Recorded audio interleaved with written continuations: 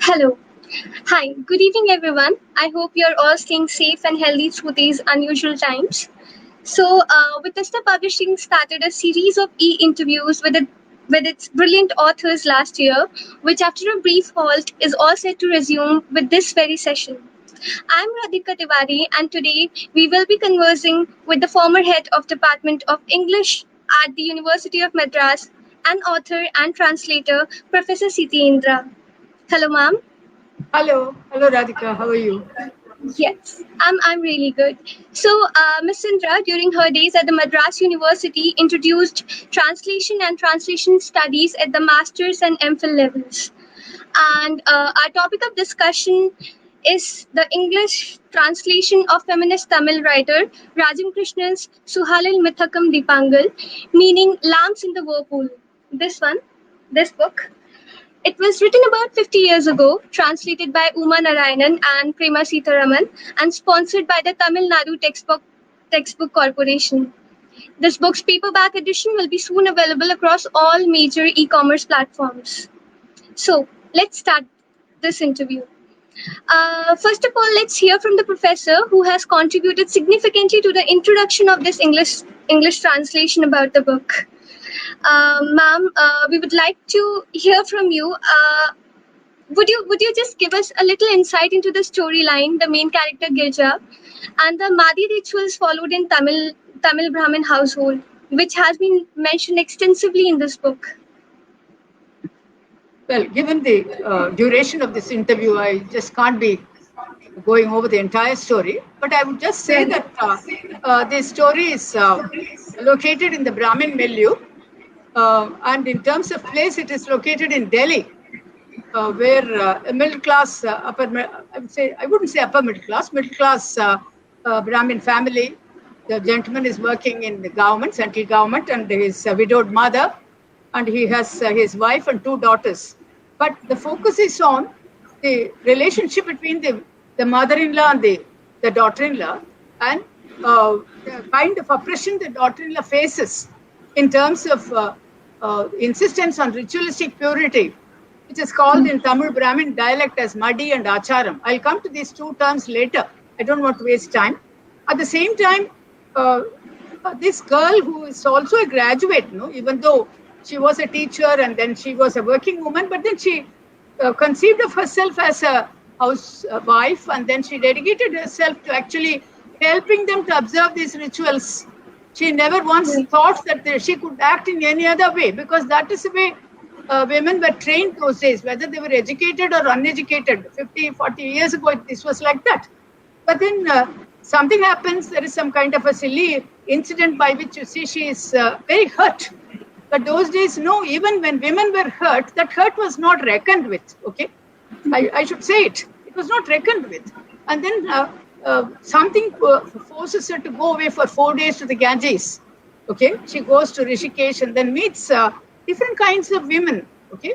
And she also is helped by her husband's niece, who is studying in Delhi University in women's studies. And therefore, there is on one side the academic kind of development of the subject of feminist ideology. On the other hand, you see the actual empirical experience of going to Ganga, meeting destitute women, people who have made up their own lives, and people who have gone beyond the actual physical entrapment.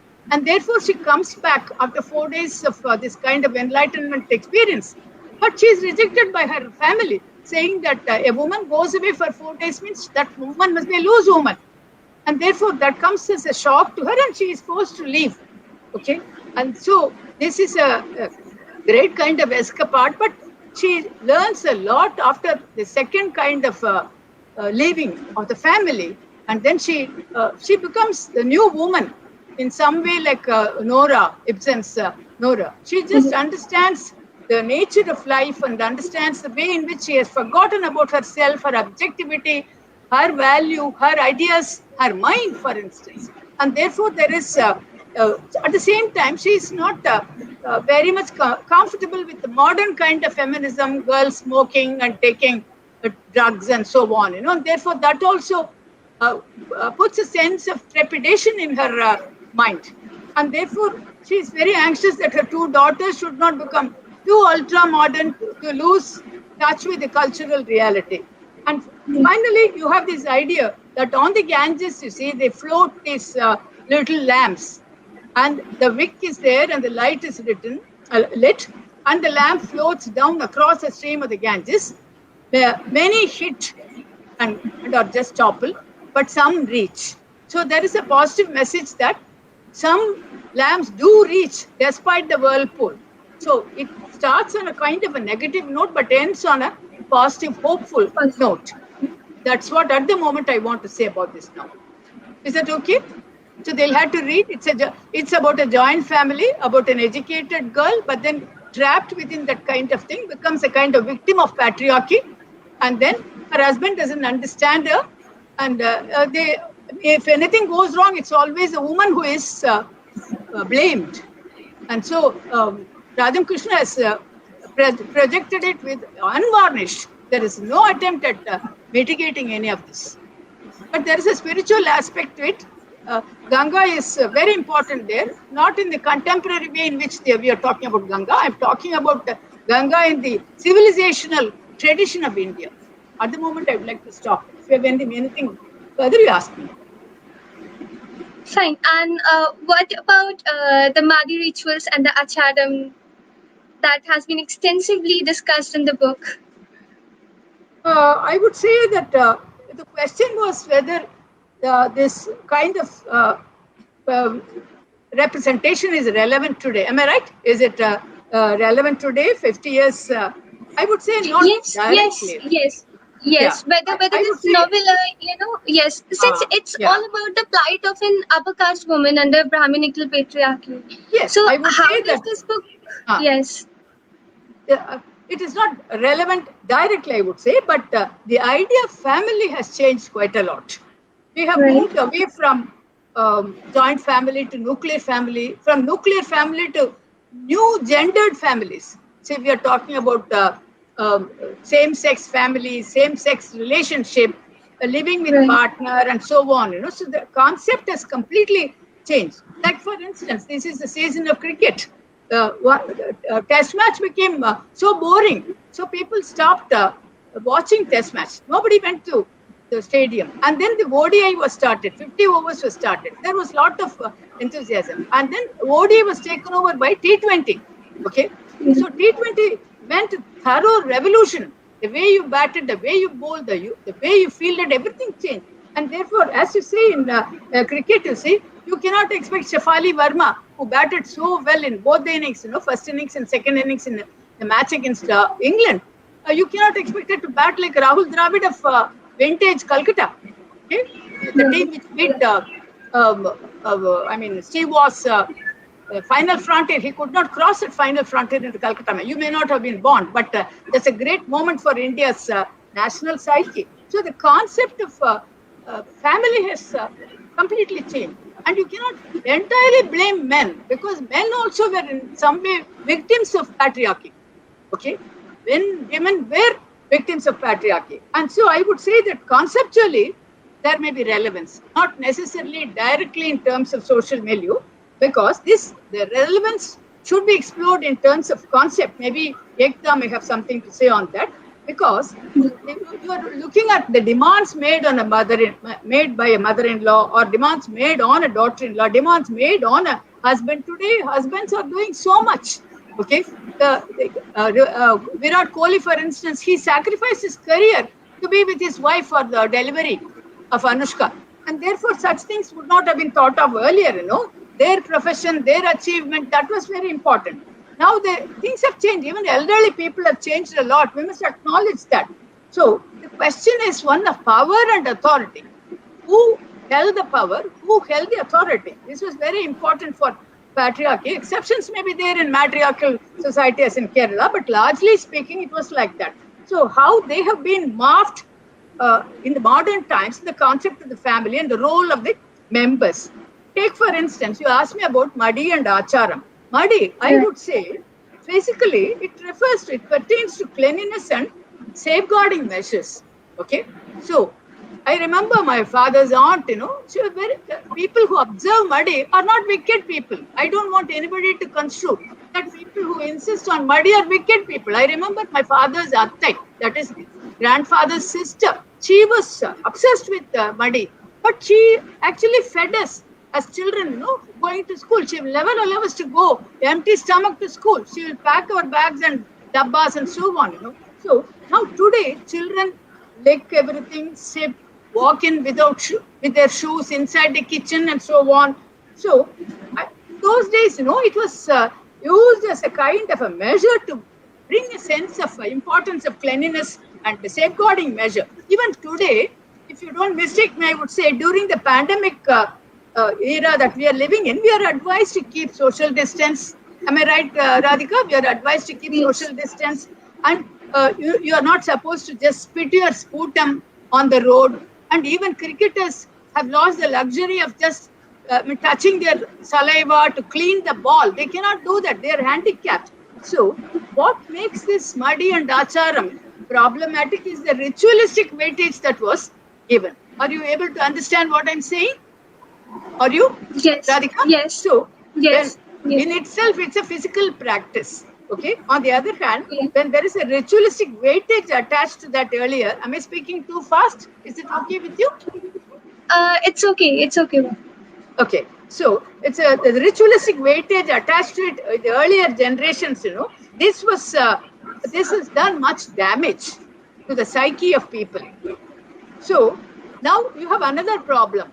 The problem was there faced by many communities who were not privileged to have access to water. There were many communities which were not allowed to have access to the public well and so on. So that is why they were all just reduced to the condition of untouchability. But today, you are asking this question, where do we go for water? So much water is required for repeated bathing, if you have to observe muddy and acharam, and repeated rinsing of vessels, hands, and so on. But you are asked to do that now in the pandemic era. Now, however, idea-wise, I would say the moral is keep hygiene and cleanliness, give it maximum priority. This was the idea, okay? The idea got distorted because of the way in which this had to be practiced. So I would say give hygiene and cleanliness topmost priority. No culture can just question that. I'm coming to the word acharam. I'm a South Indian, you are a North Indian. For instance, I remember for pickles, the Hindi word is achar. Am I right? Achar. Yes. Hindi word is always achar. In Tamil, we say urugai. Okay? Achar. Now I'm thinking, I may be wrong, etymologically speaking, those who make pickle at home, they are obsessed, they are passionate, they are fastidious. That pickle should not be contaminated by any kind of touch and any alien kind of material and so on, because that pickle is supposed to be used for long years. Do you know of Andhra Avakkai? Andhra Avakkai is very famous pickle, okay? And it is kept for long years. The older it is, like vintage wine, the better it tastes. So they are very fastidious. Pickle makers are at home very fastidious. And achar is a word, I think. There is some kind of connection between the term achar for pickle and the process of making things. That is why acharam and muddy, even though in my introduction I have condemned them because they are used as instruments of oppression and torture. But the idea, you can't, I cannot, as a person, keep on licking things, okay? There must be some degree of distance, respect for the other person who is going to use a dish. This is of course a community feeling. Other communities in Africa and other places, they sit together and enjoy a common meal. So it varies, anthropologically it varies. But you are talking about this particular novel. So my view, if you ask me, I would say, I have read a lot of the mother of Aurobindo Ashram. Have you heard of her? Aurobindo and the mother? Yes. The mother of... Yes. Okay. She just points out that this is a body, this kind of a menstruation or physical woman's body is a bodily condition. And it should not be extended beyond that level. Okay? It should not be extended to formulate a philosophy or to turn it into an instrument of oppression. Okay? This physical body, particularly relating to women, because it affects women, their freedom, their operationality, their thinking process, how you become inhibited, and so on. So I feel that she, as many of the contemporary religious spiritual leaders point out, that this is a matter of bodily condition, and therefore it should not be used to develop into a philosophy, okay, and develop into an instrument of oppression of particularly women. The men also suffer because of that. I must say that I have had a grandmother who took very good care of us when we were under such conditions, and she herself was, maybe she suffered a lot under her mother-in-law, but she never showed it to her own daughters-in-law or her grandchildren. She treated them most liberally, so I cherish them. So while I agree with all records of oppression, I also know that there have been families and very great women who are highly, I would say, liberated and progressive in their attitude, but they never just raised flags and went to the streets and shouted at it, but they made it work into the everyday life. Everyday life is very, very important. Now everybody realizes that. Am I right? I think I've answered the question on Madi and Acharam. Yes. Just as you were answering that question, I realized that because of these very Madi rituals and acharam, there were women who used to come to Girja's house, and they were not supposed to touch those clothes and all. So in some way, they also were being oppressed. Those women might not. They I don't think are from the upper caste background, right? Because they come there to serve Girja, and yes, somehow this whole ritual is also oppressing them. Yes, yes. Yeah, it's very true, because maids were not allowed earlier. The very physical structure of a house was very different in those days. You cannot directly enter a kitchen. Okay, you are living in apartment, so you don't understand. But those days, architecturally speaking, kitchen there is no direct entry into the kitchen for everybody. It was a sacred place. Even Ambai wrote that famous short story. A kitchen in the corner of the waiting mooling or Samayalare. Okay, I have also translated it, though I never published it. Lakshmi Holmstrom translated it and published it. So it affects women, men in various ways. It is a kind of a rallying effect, you see. It triggers in so much. But the problem is the onus falls on the mother-in-law or the mother, who has to see to it that this is rigorously guarded. And so in some way, she is also a person who is a symbol of victim. I should pity that woman. If you remember in that novel, the daughter-in-law at one point feels sorry for her mother-in-law. Her mother-in-law herself was a widow. Maybe she must have felt very insecure in her own life. So the insecurity creates a kind of oppression mentality in people. If you're insecure, you tend to oppress other people. And here she feels sorry for her own mother-in-law, because she just looks at her tonsured head, okay, white 9-yard sari that she wears. She hasn't enjoyed anything. Okay, so she clings on to her son and her daughter-in-law, and then she wants many contemporary, I would say, mothers-in-law are afraid of losing their independence. They have learned from the previous generation. Nobody wants to live with their sons, and I must say this very clearly, including my own sister. Even though if you have only one sister, they don't want to live with them. It's not because subconsciously you did not give independence to the previous generation. Now you don't want to lose that independence. I may be wrong in my diagnosis, but this is my understanding. It's quite possible. Okay, today the whole system has changed. Idea is there. Right. Yes. Okay, so we'll move to the next question. Since you are both an author and translator, so which of the two jobs do you find more tasking and why? I must correct you. I have only written 2 short stories in my life, which I never published. Okay. But I've translated. So, I mean, people may not have recognized it, but I have done out of my own interest and joy. I was initiated by my teacher, Professor Sethuraman. So I owe this interview also to his memory. Okay, it was he who asked me to write that introduction to that novel. Originally, this novel translation was published by Mini Krishnan under Macmillan Modern Classics. Right. So at that time, I was associated under the Tamil editorial board for Macmillan. So Mini asked me to write the introduction. My teacher was there as consultant, and therefore he was a Brahmin who himself might have suffered a lot, but he was able to look at it in the most enlightened manner. And therefore, he asked me to write that introduction. So I discussed it with him and so on. So I'm not a writer, but I have translated, and recently I've translated critical works also. This might be of interest to you. I translated Thenmozhi, who is a recent writer, poet, and also critic. So she has made scathing attack on patriarchy. Okay, so for Mini's Oxford Anthology of Dalit Literature, I translated with Meenakshi Hariharan 2 pieces. Okay. One on land rights by Sivakami, IAS. The other one by Thenmozhi on the Dharmasastras and Dharmasustras, how they are used by upper caste to oppress the lower caste and the women. So it was an education for me to translate those 2 pieces. And of course, now the Ramayana work which Renu is going to publish. So you see so many women there, how patriarchy operates. Even Rama is a symbol of patriarchy. So I would say I was caught between 2 worlds. One was that of the writer. The other was that of the reader. You don't know who the reader is going to be. Fortunately, when the English translation was published, it was also prescribed all over Tamil Nadu.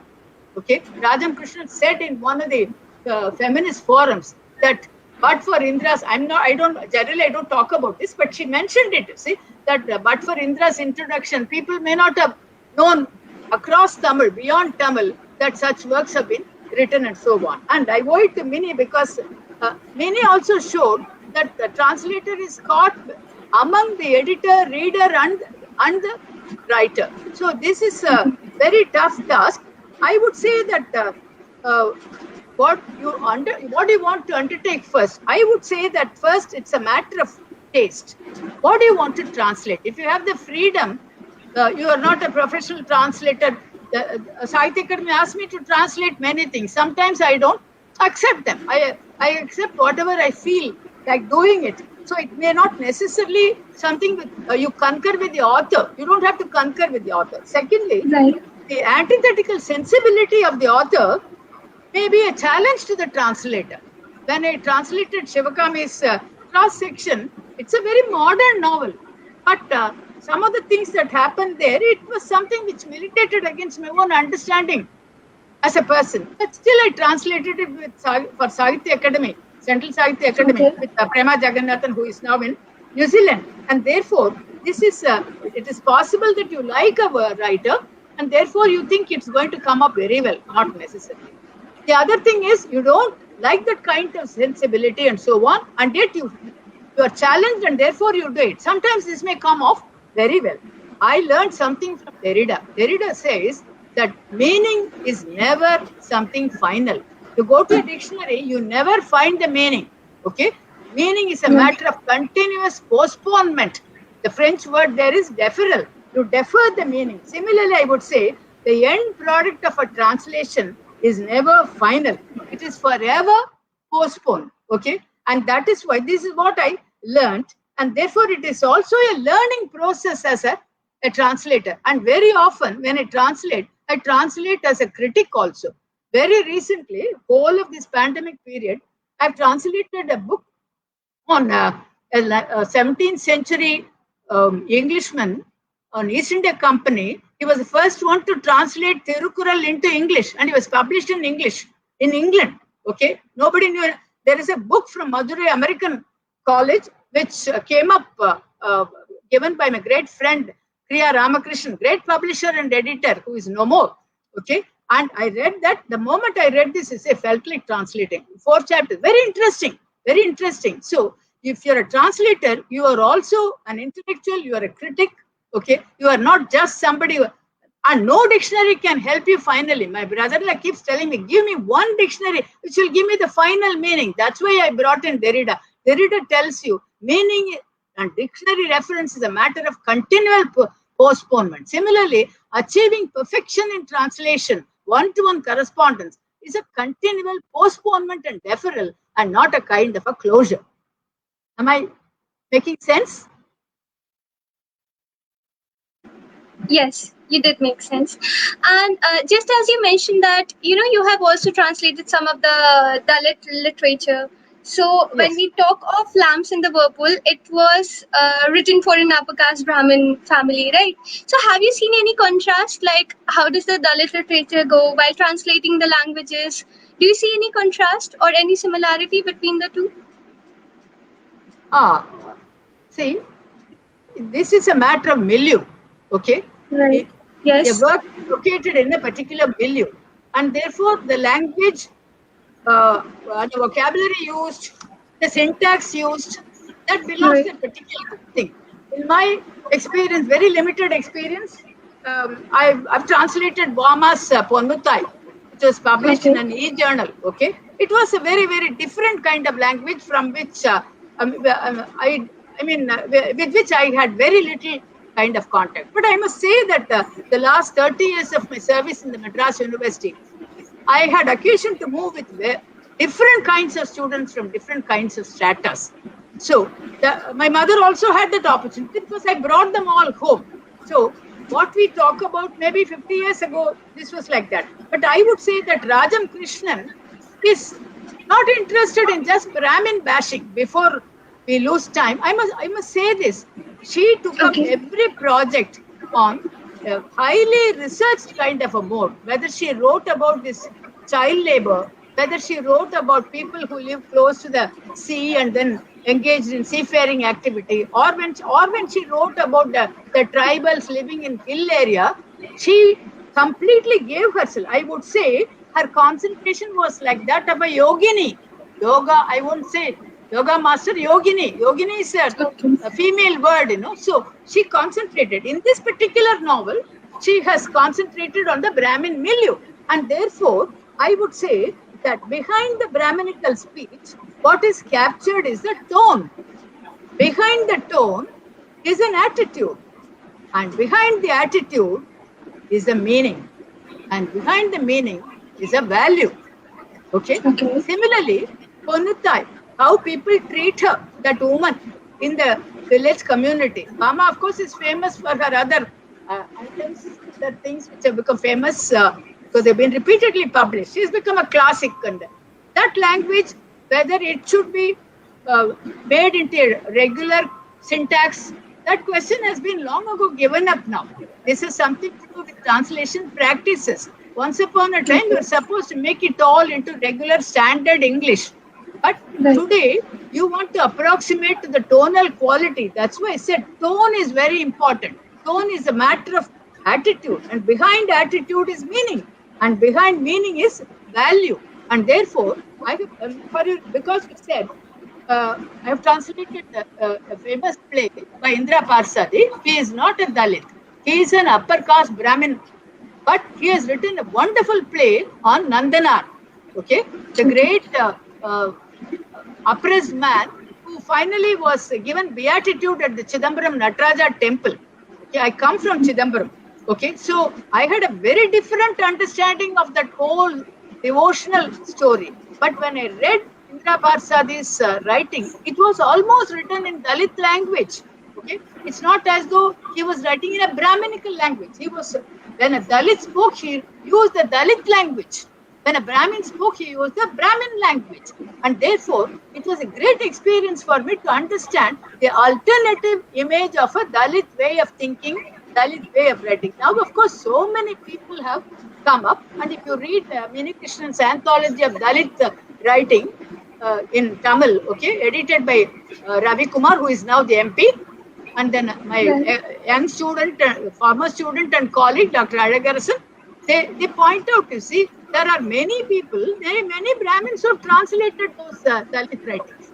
So that language, that should not be in any way compromised. It should be kept as it is. But in every kind of milieu, you have these processes, as I said, behind tone is the attitude, behind attitude is meaning, behind meaning is a value. And the clash comes because of the value status. So I would say that there is a difference, but You may have heard about Shakespeare. He could write about any character in that character's language. This is what the great young poet Keats calls negative capability. That is, you negate your own person, you become that person. So, as a translator, one has to just reach that kind of stature, okay? That kind of ability. It's a matter of skill and also attitude. You must be open minded. Right. Yes. And you just said that, the language should not be compromised.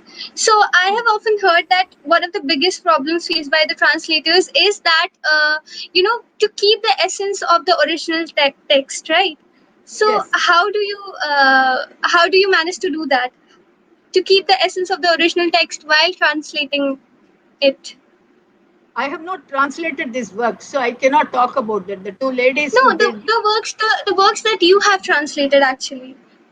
the essence. If you take up, this lady, P. Shivakami, IAS, she is exploring the experience of a middle class woman who wants to come out of the kind of a structure and explore new structures of relationship.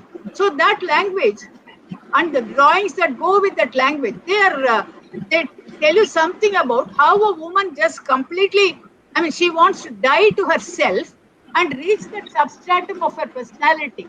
And therefore, that is where you must zero in and find out what is it that the character or the author is trying to say. That there may be more than one voice. Voice is very important there. And therefore, I cannot just reduce a work to a message, as in those days, like school lesson. But there is for instance, the Ramayana book, even though I don't want to spend time on it, what is Professor Manavalan's objective in writing that book? He has focused so much on the women who have almost been neglected earlier, okay, in the Ramayana studies. Surpanaka, okay, Ahalya, whether Ahalya was at fault and so on. Actually, that took me to, that it was very tough, critical work to translate. But you understand, do you blame Ahalya? Do you blame what happened to Surpanaka after expansive presentation of her? What happened to Surpanaka? Nothing, no mention of it in the Ramayana and so on. So, what is the essence? The essence is the author. For instance, Ambai will never agree that a translator can ever capture the essence of a work. You might have heard of Ambai C.S. Lakshmi.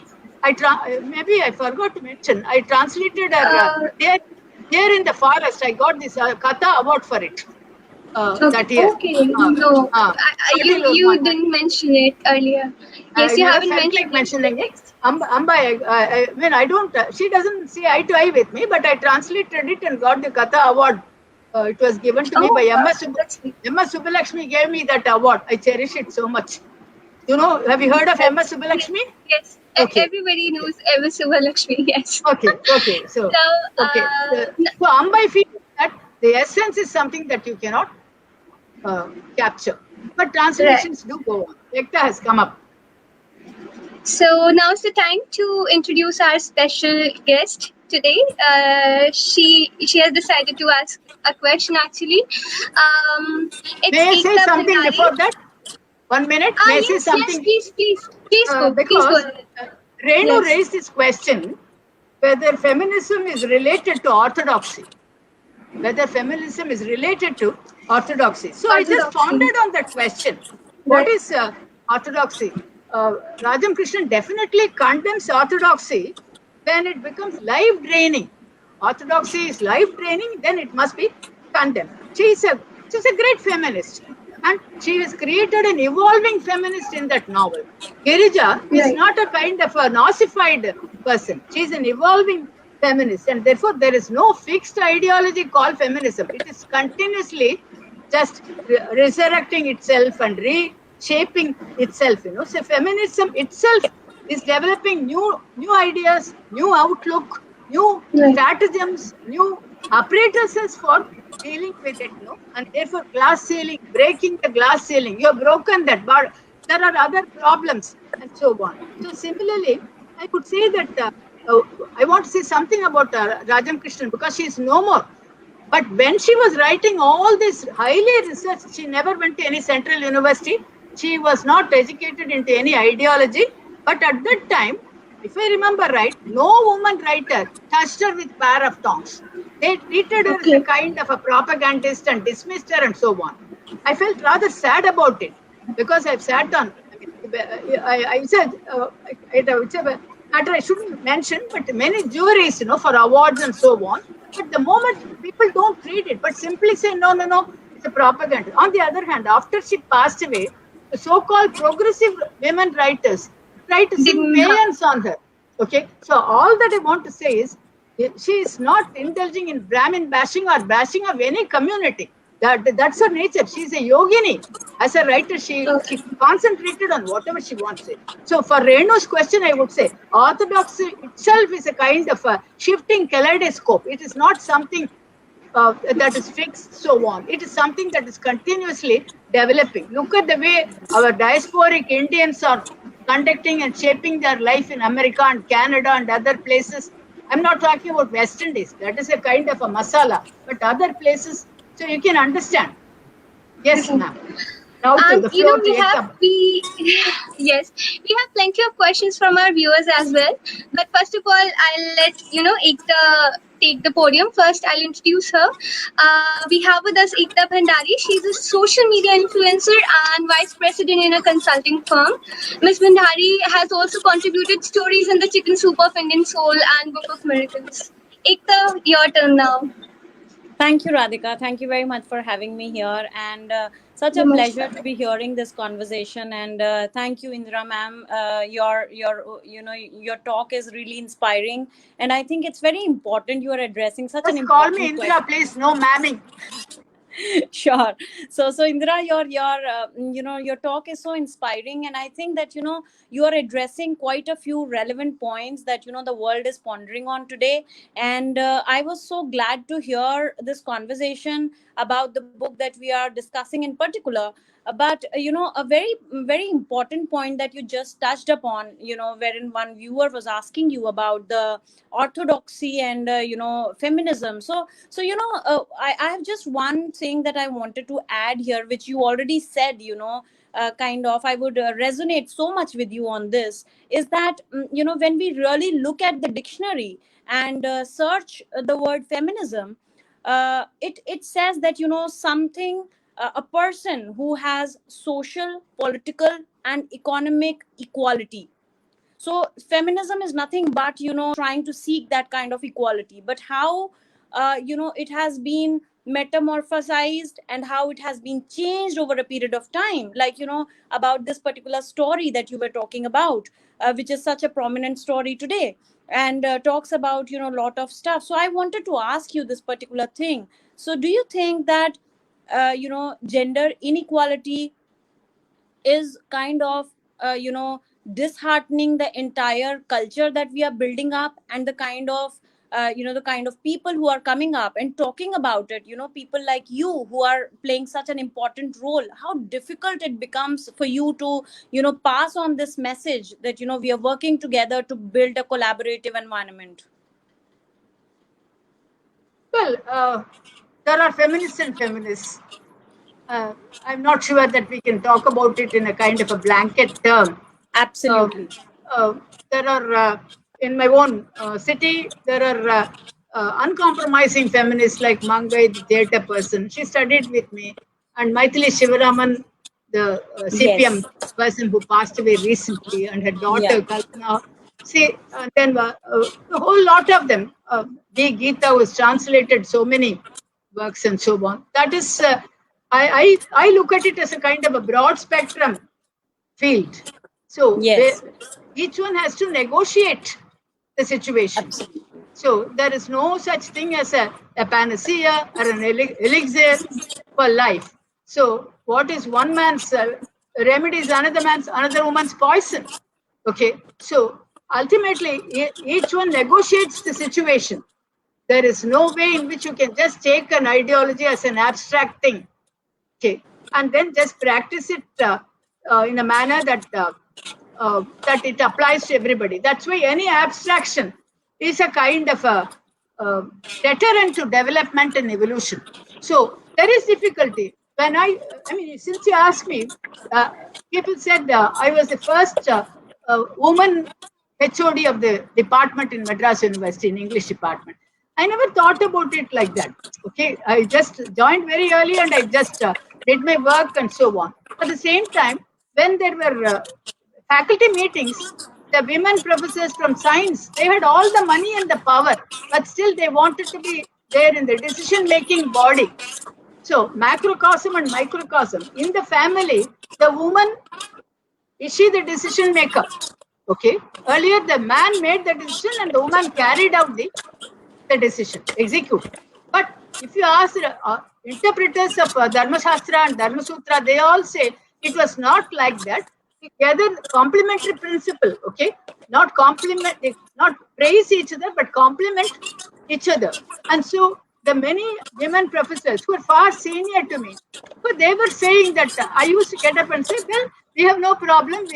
They're able to do the work. Then they'll say, Indra, sit down. We want to be on this committee.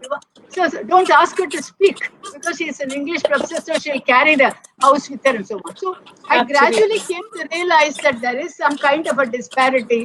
There is a kind of an undercurrent which women must negotiate. This undercurrent is there in the microcosm in the family. It is also there in the thing. So I would think that there is a important function of negotiating with your situation. I don't think anybody can escape that. I mean, I'm not speaking ideology. I'm speaking about empirical understanding. Yes. Absolutely. Thank you, Indra, for that highlight. And also, I wanted to ask you, in particular to this book, do you think that it's kind of an attack, or a kind of a call out to a particular community? I mentioned it because people thought that it was a book of Brahmin bashing. I'm a Brahmin, okay? But today, all social scientists and other researchers point out that Brahmins are not in the picture, okay? But one woman feminist and ideologue said recently, Brahmins may not be there, but Brahminism is there. Well, Marx is dead, but Marxism is there, you may say. On the other hand, I would think that Rajam Krishnan, you are only looking at one novel. As I said earlier, she has focused on different communities. Those days, maybe Brahmins were, open enough to grant, accept, see that they had these difficulties. Because my teacher used to tell me, we have written about them because we are willing to just look into them. See, now increasingly, others are just exposing the difficult. For instance, honor killing, which is very important in North India. In South India also, there is some. And then Perumal Murugan, who has been catapulted to great fame because of his association with, T.M. Krishna, the maverick and rebel Carnatic musician and so on. So they have come together. So he writes about certain communities. I have not read him and so on. My student Aniruddhan has translated, my brilliant student Aniruddhan Vasudevan, he has translated Perumal Murugan. So he doesn't come from that background. And so you can see transgenders have written their own writings. And so that is Rajam Krishnan. Had she been alive, she would have written about transgenders also. So I would say that it is historically an anachronism to say now that, Brahmins, it's a Brahmin bashing novel. Some other community, she would have bashed because that was her method of just taking the moral home. So I would think that maybe I would have been upset earlier, but I'm not upset now. Okay. And Indra, one more thing that I wanted to ask you, that since we are struggling with this kind of patriarchal culture, but like you rightly mentioned that even men are kind of affected with this. It's not just that we talk about women rights and everything, but to a larger extent men are also being affected by this. So how do you think that it is tested over time, and these kind of books which were written long back were way ahead of their times, and how has the scenario changed today, and how the budding writers are kind of bringing bringing that change, or translators like you who are playing such an important role, because I think translating a book is one of the toughest jobs, because you have your own ideas coming in and you don't agree with what the writer has written, and then you also think from the frame of mind of a reader, like you rightly said. So what do you think that how that scenario or how that graph has been enhancing and making it relevant to the this times today? A couple of things come to my mind. One is that I hosted three important writers from Australia when I took over as chair of the department, and the New Horizon program, Penguin, collaborated with us. Yes. So the kind of novels which were the women writers had also come in. It was almost disgusting to read some of those expressions and so on. So I asked them, "Why do you want to write like this?" No, only if you write like that, it will sell. They were telling me. Just off the okay. In some ways, that kind of thing. So if you see now the kind of Tamil writings and so on, there is a kind of boldness. In a way, I appreciate it because from my childhood, I always felt that I was different in the sense, that female body consciousness. Why should we just make it a sacralized kind of thing and then oppress it? Okay. So I always told my Tamil teacher, no, don't laugh, she will say. I'll say, I'm going to laugh. What will happen? Nothing will happen. So, because Draupadi laughed and then Draupadi came to ruins and so on. I said, even if I come to ruin, it doesn't matter. I used to tell my teacher in a town high school, government high school. But so I always felt that once you have this, you have a kind of a body consciousness which is almost inscripted into you, that is changing. Then in between the stages, the girls and the women who write about it, or the men who write about it, cinema which presents this and so on, the negotiating processes. Vidya Balan, for instance, has presented many difficult women and their lives. Okay, how does she do it? She's a woman, and then the way in which the bodily expression, verbal expression, that is definitely defiant these days, because it defiance in consideration, in view of what was considered as a proper kind of expression. Today there is no such. It's now you don't literarize it. That is so David Schulman in Tel Aviv recently in a web seminar, he pointed out, see how the colloquial expressions, they are not made into literary expressions. The process is called literarization. It didn't come. On the other hand, you use that expression. So if girls feel this way about the body, if women feel this way about the body, if actresses feel this way about the body, that language is used, that gesture is used, because language is also a gesture. Gesture is a language. So I feel that it is now they've gone to they've gone a little beyond. And so take for instance women's cricket. People are not watching. Indian women's team is playing against England. Okay, it's test match for the first time after 8 years. But people are concentrating what Virat Kohli. I'm not saying Virat Kohli is not important, but it is also important how this little girl Shafali came and batted twice and scored so much. She missed her century by 4 runs. And she scored 62 in the second innings. Okay, so I feel that this is a kind of expression. Through cricket, they show that. Through body, you show that. Through, for instance, menstruation, the open talk of that, what's it, period pads and so on. I don't get the expression now because I've gone past all that. So now people talk about those. Those days, no, it was taboo. Now, taboo, the idea of taboo is not there. Have I made sense to you? Have I answered Yes, your yes, question? absolutely. Okay. I also think that it's Radhika, you wanted to say something. No. I was just going to read out some questions from the audience, but it's okay. If I don't know the answers, I will not give you the answers. Okay. No, but I think Indira, you are kind of addressing the room very wonderfully, and also talking about deep insights on the subject, because I think it is very important in today's time for people like all of us who support this kind of movement to bring a change. And like you rightly said, since a very early age you understood that it is important to to talk it out and to call it out, even if when you think that it is wrong, something wrong is being told to you, like by the teachers and all. And body shaming has become such a big problem these days, and I think it's very important that everything should begin at home. I think all of that comes from how we grow our coming up generations, and that is what you very relevantly mentioned here. So I'm like kind of very, very happy about it and delighted to have Yeah, this my conversation with you. paternal grandmother, such a great lady. She never once refused. She'll never say, I won't touch you. On the other hand, she Yeah. will help me. Okay, my paternal grandmother.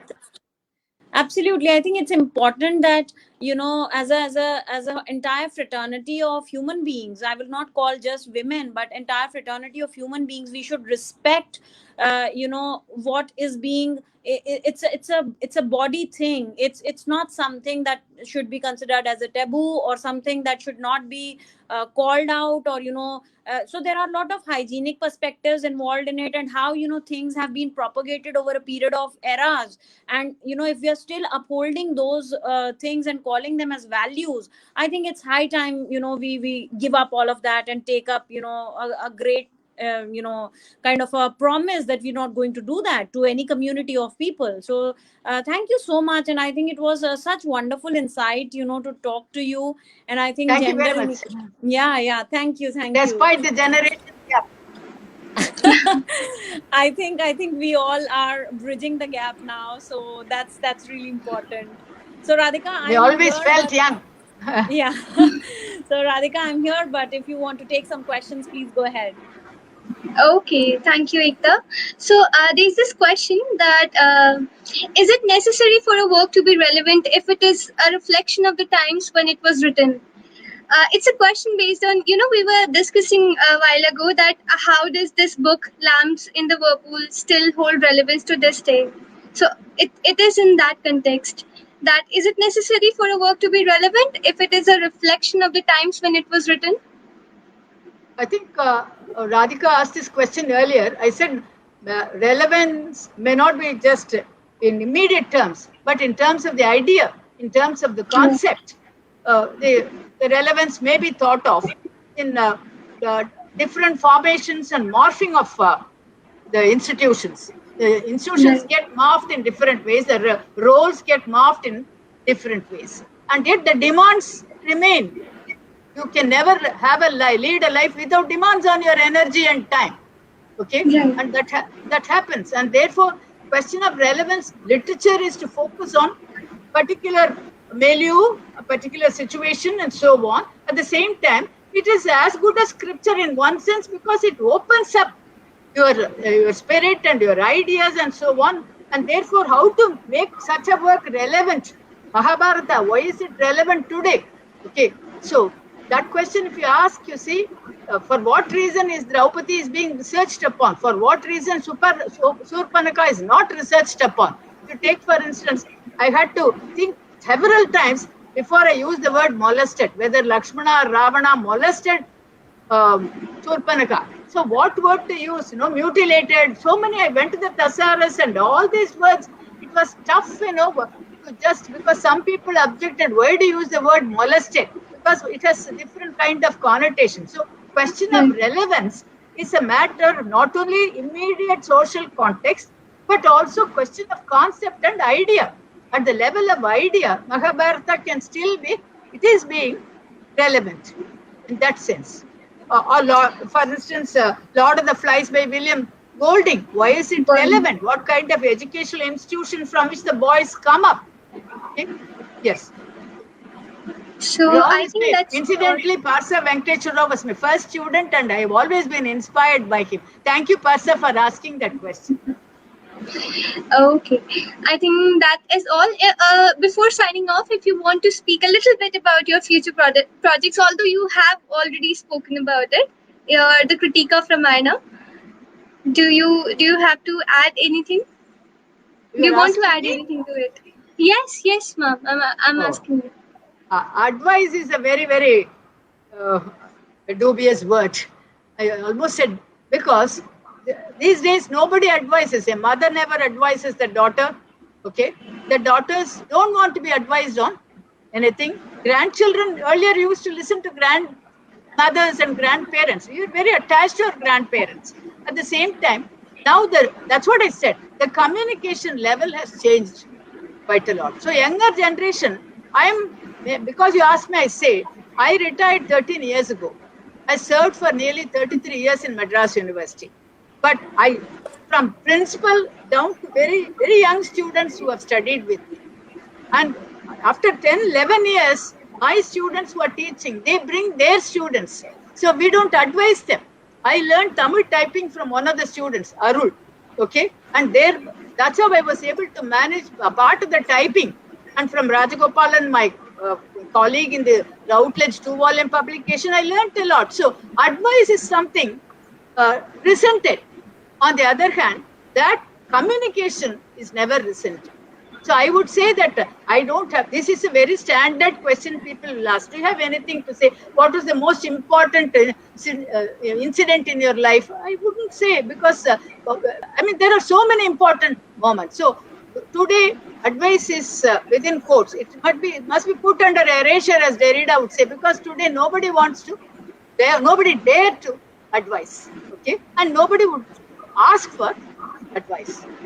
It is ill-advised. Okay, I think it's about to be an hour, and we have, covered all the questions. So, Ekta, do you have anything else to add, or should we just sign off? Yeah, and I think nothing much, from Indra, but I think this has been such a lovely conversation, and I think that, all the people listening out here and who would, look into this little later on would definitely, consider the words that you have spoken and would, love to. It was a pleasure to, talk to you and Radhika today. So thank you so much. If you want me to say something, 1 second. If you give me a little time. I remember the incident when I last went to Australia, my second trip. I met Aboriginal writers on whom my candidate was writing her thesis. So I asked her to give me the questions so that I fielded them in the university there. And they had very checkered kind of heritage background. Okay, and it was a great experience to be interacting with such women and their writings and their and so on. So when you just keep going further and further, you see other cultures, and they also identify with you, because there are certain difficulties. At the same time, their solutions may not be your solutions. So the kind of writers who come over here, they are one kind of writers. Okay, there are writers who are there when you go and meet them, or you go and meet some, performing artists and so on. My student Nagarajika worked on this kind of subject and so on. So it's a very different kind of experience. But all that, as I said, constitutes a kind of kaleidoscope. And you keep shifting the kaleidoscope, the perspective. So if you ask what is tradition, tradition itself is a kind of a, feminism itself is a kind of a, I'm not giving you any theoretical answer. I'm talking from my experience. Also, Indira, I think, I think that, there is this is a very important point that you brought in here, that, how we move out of our culture and meet different kind of people, and then we experience it. There have been so amazing writers, talking about feminism as a whole. So, we all know that, like you said about West Indies, similarly, Nigeria is also a very, a kind of marginalized community wherein, people are kind of being oppressed. So there is this author who is called Chinamanda Ngozi Adichie, and she writes some amazing, brilliant works about feminism and, how we all should be feminists. So this is, I thought that, to bring in that point as well, because, we all need to, grow our perspective and horizon, like you rightly said. Yeah, female circumcision, how the Black American women writers have written about this female circumcision. Yes. We do not know. Even in our own tribal communities, there may be such kind of experiences. Yes, it is very prevalent. Yes. Very prevalent, So people like Alice Walker and others, they have written about them. And Rajalakshmi Gopalan wrote a thesis. Yes. See, the great experience of being with so many research scholars was that, your mind really gets expanded and different kinds of prospects. That's it. Okay. Okay, so now we will all sign off. It was a pleasure having you here, ma'am. And thank you, Ekta. Thank you for taking out time for this interview. Okay, goodbye, everyone. Stay masked and stay masked, socially distant, and enjoy yourself. Bye. Thank you. Enjoy Have a great yourself. weekend. That's most important. Happiness quotient. Thank you very much. Thank you. Sign off. Bye. Bye.